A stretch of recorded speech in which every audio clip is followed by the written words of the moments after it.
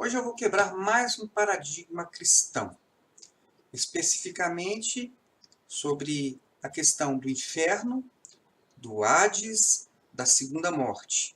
No vídeo passado nós falamos sobre a morte, a primeira morte, e sobre a ressurreição. E agora nós vamos falar na sequência sobre o inferno que leva o homem à segunda morte. É importante nós termos assistido o vídeo passado, porque no vídeo passado é onde eu fundamento a afirmação de que o homem, quando morre, ele morre de fato, ele deixa de existir. Ele não está em lugar algum, nem no seio de Abraão e nem no Hades, o lugar dos mortos, já experimentando algum tipo de sofrimento. E o dia da ressurreição, afirmado por Jesus, neste dia, todos os mortos, sejam bons, sejam maus, eles ressuscitarão, aqueles que fizeram o bem para a vida e aqueles que fizeram o mal para a condenação. E aqueles que estiverem vivos e estiverem em Jesus serão arrebatados. A grande mentira contada pela serpente é exatamente a ideia de uma alma imortal. Porque quando a serpente diz ao homem, olha, quando você morrer, você vai continuar vivendo, a partir daí gerou-se a ideia de que, embora o homem morra fisicamente, o seu corpo volte ao pó, ele teria então uma alma sobrevivendo em algum lugar, ou seja, existindo, ele não morre de fato. Então, a mentira da serpente é, ao morrer, você não vai morrer. E depois disso, nós sabemos o que aconteceu. O homem, ele acaba descumprindo com a palavra de Deus, gera o pecado e, por consequência, a morte que passa a todos os homens. Hoje, nós vamos falar sobre a influência, sobre a consequência desta primeira mentira, a mentira de que o homem tem uma alma imortal, o resultado disso nos nossos dias. Neste vídeo especificamente, eu vou falar sobre como isso tem afetado o conceito que as pessoas têm sobre os atributos, alguns dos atributos que eu vou referir aqui, alguns dos atributos de Deus, e o modo como isso parece ser incompatível com a ideia de inferno, com a ideia de condenação eterna, com a ideia de torturas infindáveis. Essa é, inclusive, uma das críticas feitas pelos grupos ateus sobre a nossa fé. Vou começar aqui falando sobre o pecado original. O pecado original, ele nada mais é do que uma distorção da palavra de Deus. O que nós temos no início? A serpente, ela chega então para Eva e ela já faz uma afirmação mudando o que Deus tinha dito. Enquanto Deus tinha dito, não coma do fruto da árvore do conhecimento do bem e do mal, porque no dia em que comer deste fruto, você morrendo, você vai morrer de fato. A serpente, ela chega e ela diz assim, o Senhor Deus disse para você não comer nem o fruto das árvores que estão no jardim. Então, ela já faz uma apresentação mudando aquilo que Deus diz, sugerindo uma mudança na palavra de Deus. A mulher, por sua vez, ela diz, não foi isso que Deus disse.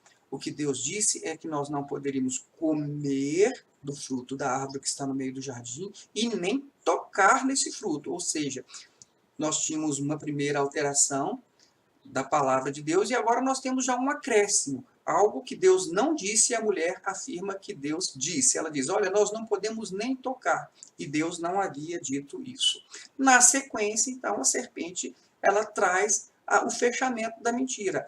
Porque ela, além de dizer que as coisas não eram bem assim, ela faz uma afirmação sobre aquilo que seria o verdadeiro propósito de Deus. É como se ela conhecesse Deus e ela soubesse um pouquinho mais e de alguma coisa que a mulher e o homem não sabiam. A serpente diz o seguinte, as coisas não são bem assim como Deus disse.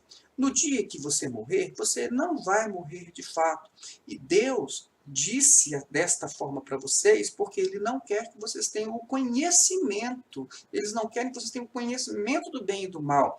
Ou seja, ela já, além de mudar o que Deus havia dito, ela traz um acréscimo sobre uma inferência daquilo que seria o propósito de Deus.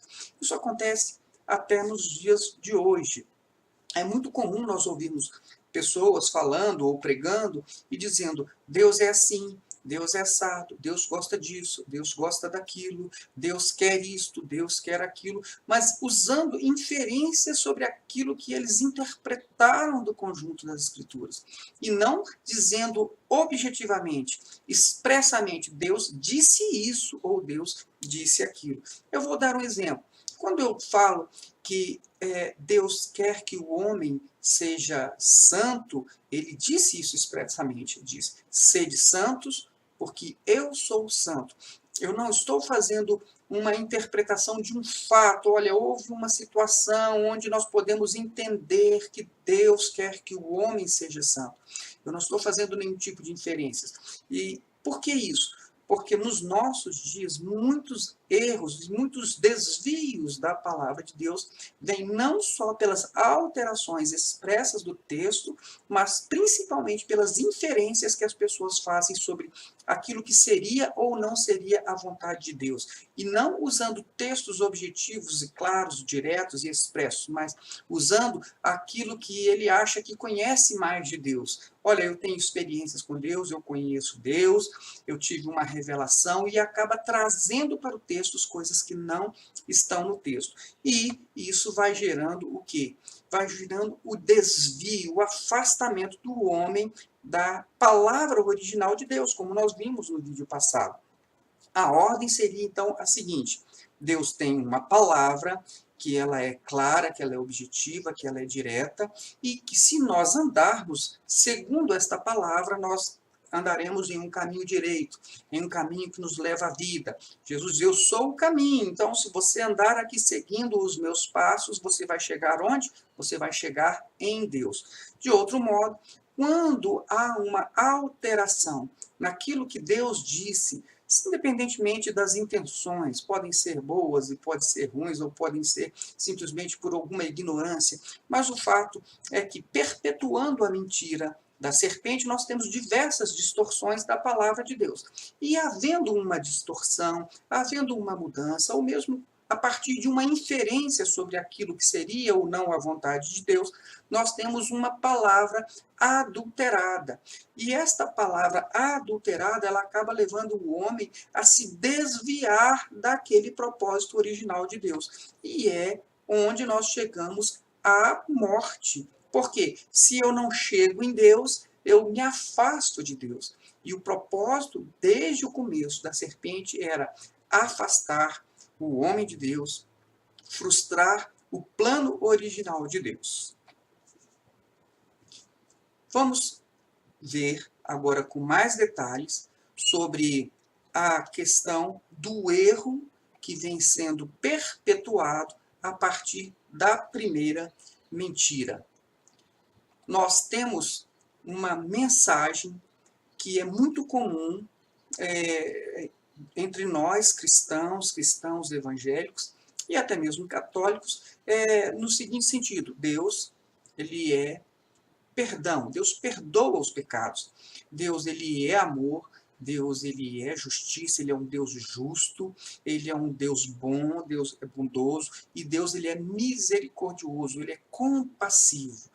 Mas, ao mesmo tempo que eu estou me referindo e pregando e anunciando esses atributos comunicáveis de Deus, eu tenho uma outra mensagem neste mesmo evangelho falando: olha, existe um inferno, que ele vem após um juízo, que lança o homem num lago de fogo, que o condena eternamente ao sofrimento e a torturas intermináveis.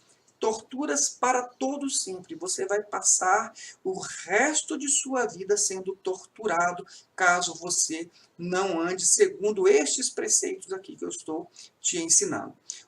É uma coisa realmente que causa perplexidade. Porque se nós imaginarmos, até da nossa compreensão humana, uma pessoa boa que tivesse em sua casa um calabouço com uma outra pessoa ali gritando todos os dias, gritando, sofrendo, clamando por misericórdia, e esta pessoa ela simplesmente fosse indiferente a essa situação ali, onde ela mesma pudesse estar presenciando. Esta situação ela acaba gerando uma impressão de que a nossa mensagem ela é deveras incoerente. Ela é incoerente, porque ao mesmo tempo que eu falo de uma bondade, eu mostro também esta mesma pessoa boa praticando maldade. Ao mesmo tempo que eu falo de misericórdia, eu mostro essa mesma pessoa divina praticando a crueldade. E vejam, por conta disso, nós recebemos uma crítica dos ateus, e eu vou passar um vídeo aqui para vocês agora para mostrar como os ateus eles nos criticam acerca desta aparente incoerência da nossa pregação. Vejam só. Think about it. Religion has actually convinced people that there's an invisible man living in the sky who watches everything you do every minute of every day. And the invisible man has a special list of 10 things he does not want you to do. And if you do any of these 10 things, he has a special place full of fire and smoke and burning and torture and anguish, where he will send you to live and suffer and burn and choke and scream and cry forever and ever till the end of time. But he loves you. Perceberam? Então, a crítica ela é exatamente desta incompatibilidade, desta incoerência da nossa pregação. Mas eu não estou dizendo que o inferno não existe. E por que eu não posso dizer que o inferno não existe? Porque o próprio Senhor Jesus, na sua palavra, ele afirma a existência do inferno em diversas oportunidades. Da mesma forma, os apóstolos, né, como Paulo, como Pedro, eles também afirmaram a existência do inferno. Mas também eu não posso negar a existência do inferno, porque a figura bíblica do inferno, e eu vou chamar aqui agora de segunda morte, esta figura bíblica, ela é a implementação da justiça de Deus. Ela não é uma maldade, mas ela é a produção de uma justiça, e eu vou mostrar como que isso pode, então, ser melhor compreendido por nós a partir da correção, da substituição da mentira pela verdade. O inferno, segundo a Bíblia, ele é a própria segunda morte. Assim, o que diz a palavra de Deus? Diz assim, lá em Apocalipse, no capítulo 20, no verso 14. Então a morte e o Hades foram lançados no lago de fogo. O lago de fogo é a segunda morte. Então, o inferno, que é o lago de fogo, ele é a representação da segunda morte. Por quê? Como nós já falamos antes, a morte ela é um final de existência. Aqui eu não estou falando da primeira, mas eu estou falando da segunda. E a segunda morte, ela passa pelo lago de fogo, que é exatamente o processo e que levará o homem à segunda morte. Isso vai ser melhor esclarecido num vídeo onde eu vou falar especificamente sobre essa questão. Mas, por enquanto, nós vamos apenas aqui pensar o seguinte: seria, então, a ideia, né, esta ideia do inferno, alguma coisa absurda? Não. Por quê? Porque, vejam só, quando eu digo que o inferno, o lago de fogo, ele é a segunda morte, eu vou analisar como seria então a primeira morte e como seria a segunda morte. E vou descobrir o seguinte, que em sua essência, a segunda morte ela é muito semelhante à primeira. E se eu não considero a primeira morte um absurdo, se eu considero que a primeira morte ela é aceitável, ela é inevitável, por que eu iria então considerar que a segunda morte seria um absurdo? Vou falar um pouquinho agora sobre a primeira morte. O que nós sabemos sobre a nossa morte natural, física? Toda morte envolve dor, envolve sofrimento. Se não da própria pessoa, por conta do processo da morte, as pessoas muitas vezes elas passam por muita dor e sofrimento antes de realmente perecerem, mas há também um sofrimento envolvido em relação às pessoas que estão ao seu redor. Uns sofrem mais, outros sofrem menos. Há pessoas que morrem enquanto estavam dormindo. Praticamente uma pessoa idosa está lá, o coração para e ele então vem a óbito. Há outras pessoas que passam por processos de tratamentos, de doenças terríveis e sofrem muito antes da morte. Mas, no final, sempre e invariavelmente, todas as pessoas acabam aceitando a morte, seja ela sofrida, seja não sofrida, seja ela justa, seja ela injusta, mas todas as pessoas, no final, acabam aceitando. E por que as pessoas acabam aceitando esta morte? Porque ela é inevitável, porque toda a natureza humana vai chegar ao fim, inevitavelmente. Então, nós não temos o que fazer, e a melhor coisa que nós fazemos, então, é aceitar esta morte. Nós temos mais dificuldades de aceitar a morte quando? Quando nós consideramos que ela foi injusta, ou porque ela foi prematura, ou porque ela foi decorrente de uma violência, de uma maldade dos homens. Neste caso, nós temos mais dificuldades para aceitar. É muito difícil nós encararmos, por exemplo, a morte de uma criança, uma morte de uma pessoa boa, que não estava fazendo mal a ninguém. Imagine uma pessoa assim, um trabalhador, sendo assassinado no caminho do seu serviço. Então, quando há uma certa, um senso de injustiça, nós aceitamos, no final das contas nós aceitamos, mas nós temos mais dificuldade para aceitar a morte. Mas, em todos esses casos, especialmente quando há uma injustiça envolvida, quando nós julgamos que esta morte foi injusta, nós clamamos por justiça. E quando nós, então, clamamos por justiça, eu vou chegar à seguinte conclusão. Nós tem algumas que nós aceitamos, as naturais e as que não são injustas. Mas nestes casos em que há alguma injustiça, nós aceitamos com naturalidade a punição. Por exemplo, se mesmo uma mãe, ela tendo um filho que cometeu um assassinato, se nós perguntássemos para ela, e aí, você acha que o seu filho, ele, está comprovado que ele assassinou outra pessoa, você acha que ele deve ficar livre? Ela vai dizer, não, ele é uma pessoa, eu gosto dele, eu amo meu filho, eu o quero muito bem, mas ele deve pagar por aquilo que ele fez.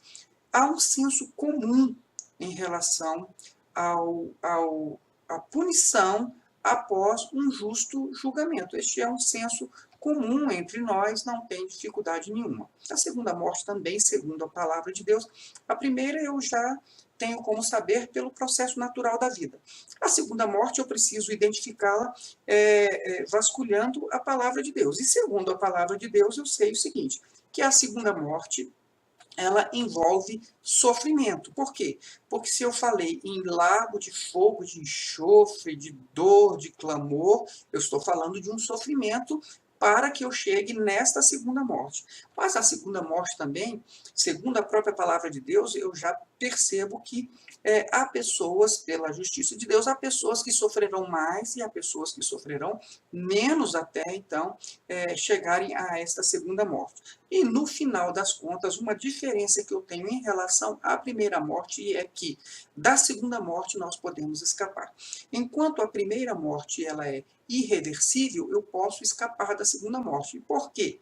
Porque todas as pessoas serão julgadas segundo as suas obras. Como eu havia referido antes, o próprio Senhor Jesus disse o seguinte, que todas as pessoas, no dia da ressurreição dos mortos, no último dia, ressuscitarão. Aqueles que fizerem o bem para a vida e aqueles que fizeram o mal para a condenação. Então, eu posso afirmar o seguinte, que a segunda morte, ela é uma morte que, além dela ser evitável, eu posso evitá-la, também ela atinge exclusivamente as pessoas que praticaram a maldade segundo Deus. Então, enquanto na primeira morte eu tenho uma situação de uma injustiça, por exemplo, uma morte decorrente de uma injustiça, de uma maldade, eu não tenho essa situação na segunda morte. A segunda morte, ela só alcança quem praticou o mal e não quem praticou o bem. Não há injustiça na segunda morte. E apenas por essa observação que eu já fiz, você poderia dizer, então a segunda morte, ela é mais justa do que a primeira. A segunda morte, se eu não tenho como me revoltar contra a segunda morte, se eu não me revolto contra a primeira, porque a primeira morte, ela me parece ser pior, a situação da primeira morte, ela me parece ser pior até do que a situação da segunda morte. Onde é que está, então, o absurdo? Onde é que estaria, então, a tragédia da segunda morte, se eu aceito todas as coisas que acontecem na primeira morte? O absurdo da segunda morte está exatamente no conceito de uma punição sem fim, uma punição eterna, de uma tortura que não termina nunca mais. É isso que gera a indignação. É isso que gera, inclusive, esta crítica sobre o nosso discurso cristão. Incompatível, bondade com maldade, porque parece haver aí uma crueldade. Uma crueldade. Então, um homem, um jovem que tenha vivido 15 anos, por exemplo, ele simplesmente viveu a sua vida normalmente, mas ele não aceitou Jesus como seu Salvador. Então, a este jovem está destinado uma segunda morte e uma tortura num lago de fogo, de enxofre, por 1000 anos, por 2000 anos, não, para sempre, para toda uma eternidade. Ou seja, para os seus pecados, o seu pecado que durou 15 anos, ele vai agora pagar sendo torturado por toda uma eternidade. Então, é exatamente isso que gera essa repúdia em relação à segunda morte. E nós temos aqui que a origem disso tudo é exatamente a mentira que foi contada pela serpente desde o Éden. Por quê?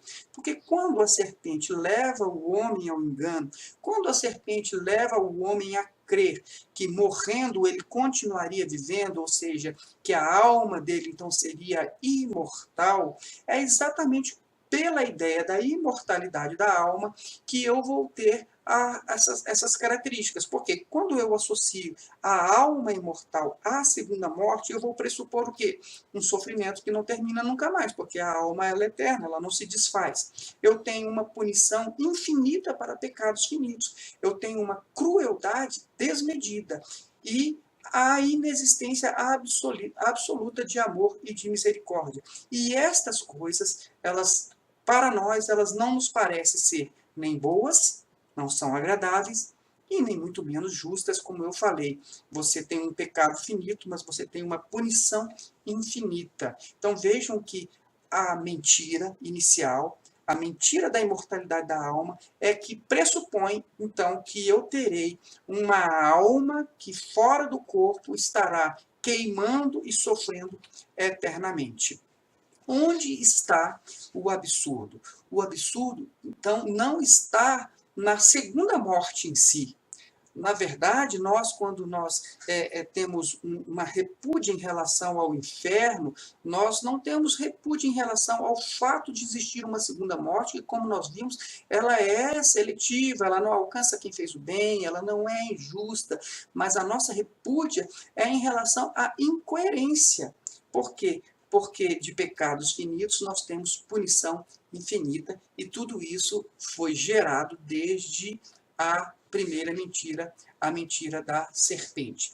Quando eu aceito, então, esta teoria da imortalidade da alma, e eu acabo gerando esta incoerência, e que é criticada, inclusive, pelos ateus, eu passo a defender um Deus que é bom, né, mas que faz maldade, que é justo, mas que admite a injustiça, porque é desproporcional, que é misericordioso, mas que tem prazer em eternizar o sofrimento. Então, esta é a grande dificuldade de nós aceitarmos o lago de fogo de enxofre, porque nós não conseguimos imaginar que um Deus bom vá provocar tamanha crueldade com um homem assim, desta forma, eternamente.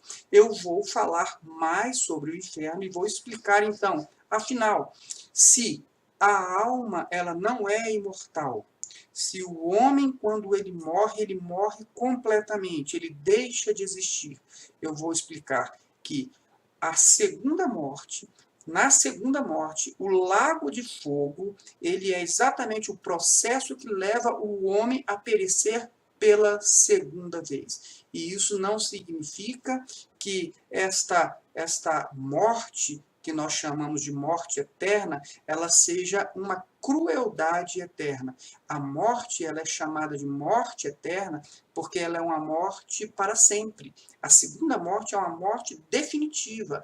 A segunda morte, ela é uma morte irreversível. Por isso, ela é morte eterna. Nós, de pronto, temos que afastar a primeira mentira, que é a mentira da imortalidade da alma. E a partir daí, nós vamos ver como a Bíblia ela passa a se assentar perfeitamente e sem incoerências nas bases do amor, nas bases da misericórdia e nas bases da justiça. Eu não espero que você tenha aceitado até aqui, mas eu espero que você tenha compreendido esta nossa explicação. As coisas vão ficando cada vez mais claras na medida que nós formos trazendo os vídeos seguintes. Então, vamos acompanhar os próximos estudos. Fique aí na paz do Senhor Jesus e até a próxima oportunidade.